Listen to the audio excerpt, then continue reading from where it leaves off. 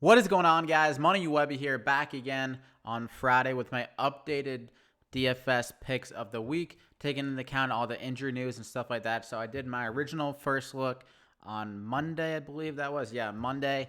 And now we're going to do the updated picks on Friday with a few more guys at every position. I believe I did like 6 guys in that video. So a few more guys at every position for you to keep your eyes on this week, and definitely target in some good matchups for the reasons I'm going to give you here today. So before we get going, if you could do me a huge favor and spam that like button, goes a long way. It's pretty much like the biggest thing for YouTubers to really get their video to pop up more on the search feed. So that would do me a great service. Thank you if you can do that. Let's try to get over 100 likes in this video. And if you happen to be new here and not subscribed, hit that sub button as well. We're steadily approaching 8,000 subscribers, so that would be a great milestone if we can hit that. Thank you. Let's hop right into it, though. So first guy up, I mentioned him in my first look. Same thing applies here. Deshaun Watson in a good bounce back spot. He's been very up and down, but that's kind of how he is as a player. He's a little bit volatile when it comes to fantasy because he's not a huge volume passer, but he does have those huge kind of plays that can erupt for his fantasy scoring, like the 80-yard touchdown, so he can get the Will Fuller, and those kind of splash plays, which is what I was trying to say. And he also has that rushing ability that gives you that extra floor and ceiling for a fantasy quarterback. He already has 3 rushing touchdowns on the year. A healthy amount of attempts per game, 4, 4, 7, and 3 rushing attempts. And this just sets up as a shootout here. It's the highest over-under on the slate of 50 points. You always want to look at the Vegas lines as they kind of, they're running these simulations, and their lines are typically on point. So the highest over-under, 50 points here. Both teams run at a fast pace, both top 10 and neutral game script pace of play. So in the games within reach of both teams, they're playing pretty damn fast. And I think this game will stay pretty close. Both teams have really good passing attacks, so they don't really need to run the ball that much. And Houston has a good D-line, so I think that will keep Atlanta passing, and Atlanta is already the second heaviest passing team in the NFL. So I think this will be a shootout. Watson, really good upside. I love him. I think he honestly could finish as a top quarterback this week. Price $6,700. Obviously, he's priced up to him being able to do that. Then you can go on the other side of the ball. Matt Ryan here. As I mentioned, a ton of pass attempts per game for this guy. 53 last game. 34, 43, 46. And in this game, like I said, shootout potential, 50-point over-under. So I really like stacking this game and the passing attack of both offenses. Matt Ryan over 20 his first 3 games. A little bit of a disappointing outing. Didn't get the touchdowns last time out, but he had 397 yards. There's going to be some positive regression there. When you throw for that many yards, you're going to find the end zone. He also fumbled once, and I think he'll easily get over 20 DraftKings points in this spot at a solid price at $5,900. I think he'll be a top 5 quarterback here in this matchup, and he's priced as around, like quarterback 10. So I think that's a good value save up for some other positions. And now for running back, Ezekiel Elliott, same thing goes. Mentioned him in my first look. They're just funneling rushing yards left and right to running backs, the Green Bay Packers, that is. They're actually using 2 linebackers the fewest amount of times per game out of any NFL defense. So Mike Pettin, the defensive coordinator, he's going out there and saying, you beat me through the air. He's playing to let the team kind of run over them. He's just kind of stopping the pass. I don't know why I couldn't get that out, but he's just trying to stop the pass as much as he can, and he's just hoping that his guys can win the one-on-one matchups and stop the run. He's just being super safe in the passing game. And I think when you go against an offense like Ezekiel Elliott, it's really tough to do that, obviously. And maybe he adjusts a little bit here, but still he's going to have that backbone of being a defensive coordinator that runs out one linebacker. Typically, only 26% of the time he's running out a second linebacker. And I think we can get him at Ezekiel Elliott in an elite matchup, like I'm saying. And we could get him at a lower ownership, though, just because the news of the O-line being banged up. Like Tyron Smith is going to be out of this game, and a few other guys a little bit questionable heading into this game. So that could definitely water down some ownership on Zeke, and I think he has extreme upside in this matchup. A get-right game for him, coming off one of his worst games as a pro with only 35 rushing yards.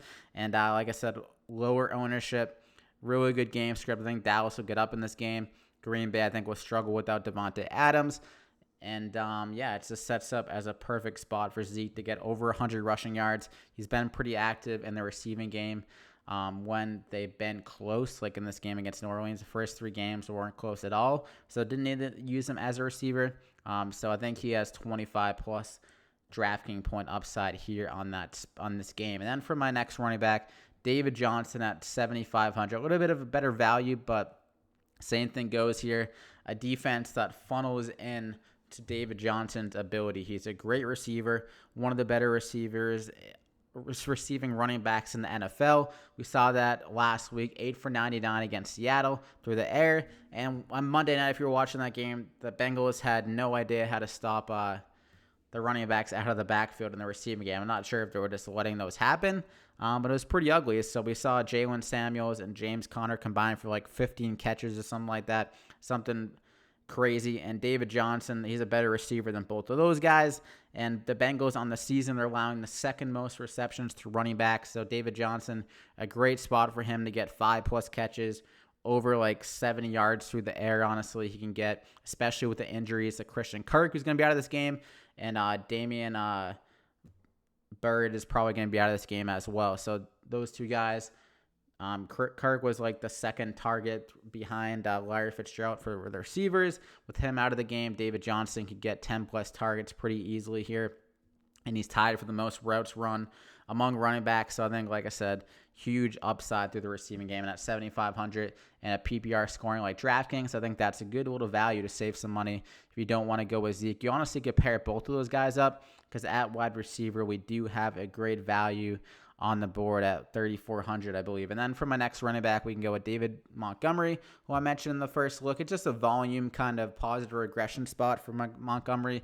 With the amount of volume he's seeing, 24 touches last week, 69% of the snaps, and a better matchup here against Oakland, I think he can just scrap out some more yards. I mean, he hasn't looked terrific as like a threat to break off like 20+ yard runs, but I think he can just combine a bunch of like 4 to 5 yard carries, this kind of hard-nosed running. He's been able to break some tackles even though he doesn't have that breakaway speed. The volume, I think, will get him over like 80 yards. And I think he can find the end zone here in a solid matchup against Oakland, and a good price tag of 5,200, considering the volume he's getting compared to these other guys. Like 20+ touches, you don't really see any of these other guys in that range of 5,200 getting that same amount of work. So I think he's a good value there. And now for wide receiver, like I mentioned, extremely good value. I'm going to get into that right away just because it's on my mind. Auden Tate here at, where does his price at? 3,500, going against Arizona. So another play here where we're taking advantage of an injury. John Ross out of this game. We still have AJ Green out. So really 2 capable pass catchers at receiver left for the Bengals, and Auden Tate and Tyler Boyd. So I think this matchup against Arizona, Cincinnati could struggle a little bit, but just the perfect time to catch a bad defense. With the injuries, the offensive line hasn't been great, but Arizona doesn't have a terrific pass rush, pretty average. They've been better actually against the run. So I think Cincinnati can get to their passing flow a little bit better in this game. Pittsburgh's defense has looked decent, and they did struggle a little bit against them, and also against Buffalo, who has a really good defense, but he still put up 6 for 88 on 10 targets against Buffalo. And he's been playing almost every snap for the Bengals over the last 2 weeks. A good snap share. Then without John Ross now, you could definitely get like every snap in this game. And I think he can have a great target share considering his price like at 3,500. Definitely going to be chalky, but I think you got to bite the chalk in a great spot here against Arizona. They have the fastest pace out of any team in the NFL, so definitely give Cincinnati a good amount of opportunities in their passing game. Then we're going to go with Tyler Boyd in that same matchup. I like both guys. I think you can pick or choose. Maybe if you're creating more than one lineup, you can go Boyd in one spot, then Auden Tate in the other lineup, because I think one of those guys will have a good week. They just have to, and with their target share ability in this matchup against Arizona, not a good pass defense, and the pace of play, like I'm saying, is very fast, number 1 in the NFL. So a bunch of opportunities, and I think he's going to get some more targets here. Only 6 targets last week. That's no way he's going to get only 6 again here in this matchup. I think he's going to have a big week himself. So at 6,500, another good spot for him. And then we're going to go with Michael Thomas as well in that same price range at 6,600, only 100 more. He's been quietly steady over the last 2 weeks without Drew Brees. 5 for 54 and a touchdown, and not a good game script for the Saints. They got up really big. There was like some special teams touchdowns, or there was one. It was either a punt return or a kick return for a touchdown, and they also got a fumble returned for a touchdown. So it's kind of like a bad few breaks for the passing game of the Saints, where they didn't need to run as many plays because of those kind of fluky scores. And then they got up pretty big and just relied on the run from there and out. And also they had Teddy Bridgewater first game starting, so they kind of just worked him in a little bit and let him settle in. But this game against Dallas, it did give him a little bit more free reign. 9 targets here, 9 for 95. It was a little bit closer, still kind of a grinded out game. But this game against Tampa Bay, I feel like it could be a little bit more of a shootout, a little bit more potential for Michael Thomas to be running some more routes. And I think he can be very effective again here in this match just because of the funnel ability of Tampa Bay so far this year. They're actually allowing the third fewest fantasy points to running back, so Alvin Kamara could definitely struggle here in this matchup. I mean, they've stopped the likes of Saquon Barkley, who had like 8 carries for like 18 yards, something very low like that. Maybe it was like 8 for 10, honestly. And then Christian McCaffrey had like 15 carries, so 37 yards, something very low himself. McCaffrey's worst game by far this year. So I think Michael Thomas could get the ability to see some more targets here. And Tampa Bay seems fine with just allowing the passing game of the opposing team beat them rather than getting run on. They want to make teams one-dimensional. I think that definitely applies for the New Orleans Saints. You don't want them to run over you. You want them to make Teddy Bridgewater beat you. And I think that's what Tampa Bay is going to do here. Over the last 2 weeks, Tampa Bay is allowing the most fantasy points to wide receivers by far, 57 fantasy points per game. So crazy stuff. Like every Rams wide receiver had a good week last week against them.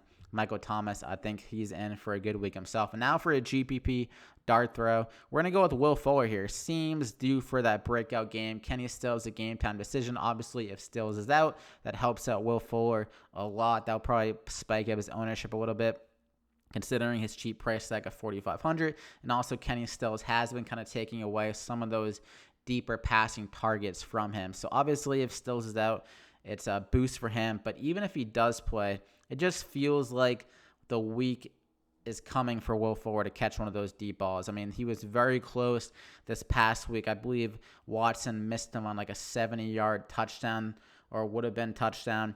And Watson was kind of mad at himself for that. And also, even Watson in the press conference, he said that Carolina was playing cover 4, really taking away their deep passing ability. And against Atlanta here, they're not known for doing that much, doing like a zone coverage as much. They do play more man coverage. So I think Will Fuller can get an easier chance of beating his guy against a cornerback in man coverage and connect one of those deep passes. Hopefully it works out a nice little stack with Deshaun Watson. He's 12th in the air yards, and he's not putting up many yards. So positive regression is coming, I think, for him. And at 4,500, makes for a great dart throw at a cheap price and a GPP. And now for tight end. Not much doing in tight end this week, but we're going to bite the chalk with Jimmy Graham just because it's way too good of a spot. I don't see many other tight ends in smash spots besides Jimmy Graham, and also the value with Devontae Adams out. So when Devontae Adams left last week, it was 10 minutes left in the fourth quarter. He got 4 targets in the remaining 10 minutes. So Aaron Rodgers immediately looked for him in the passing game. So I think that's a very good sign with Devontae out in this game. Dallas also has been more soft in coverage against tight ends compared to wide receivers. They've been pretty steady against wide receivers. And he had the second most routes run among tight ends last week. So some good opportunity definitely for him in this game. I think Dallas will get up in this game. So a positive game script for Jimmy Graham. And at 4,300, I honestly think he could finish as like a top 3 tight end this week, just based on opportunity, maybe top 4 or something like that. Then we're going to go with Austin Hooper, a nice pivot play, as I think a lot of ownership is going to be on Jimmy Graham. So if you want to be a little bit contrarian here, you can go with Hooper, who's been as steady as any tight end this year. I believe he's first in fantasy points for tight end so far this year, which is pretty crazy. I don't think anyone saw that coming through 4 weeks. And he has the most routes run among tight ends. That's a run. Most routes run among tight ends. So the opportunities again here, very good for Hooper. Atlanta passing the ball. It seems like every single play they're dropping back for a pass. So he's going to be able to get those safe fantasy points, those safe and easier targets, like those 5 to 10 yard catches over the middle of the field. He's not going to be those splash plays have been coming a little bit more frequently the last 2 weeks, but that's not really his game. I mean, obviously we'll take those, but I still think he's a great option in PPR scoring, full point PPR that is, and at 4,500 as a pivot play for Jimmy Graham. If you wanted to hope that Jimmy Graham has a terrible week, which is definitely possible, it is Jimmy Graham past his prime, and like with more kind of coverage going to him, he could definitely be locked down, but obviously, the opportunity is there for him. But if you want to hope that Jimmy Graham does have a stinker, Austin Hooper, I think, is a great pivot play in that spot based on the opportunity himself. But that is it for the plays. So you got a few guys at every position. Hope you enjoyed it. Below, comment any questions you have down below. You can comment your favorite play of the week if you want to do that. Let me know what you guys are thinking heading into this slate, and I'll kind of comment if I agree with you or anything like that. So yeah, do that. Drop a like in the video before you head out. Like I said, it really helps me out. Over 100 likes would be appreciated. And also subscribe if you haven't, to continue to get these NFL DFS picks, all my advice, all my thoughts, all the stats and stuff I dig up throughout the course of the week. So good luck here on the slate. Hope you guys win a ton of money and you kill it. And we'll see you back here again next time.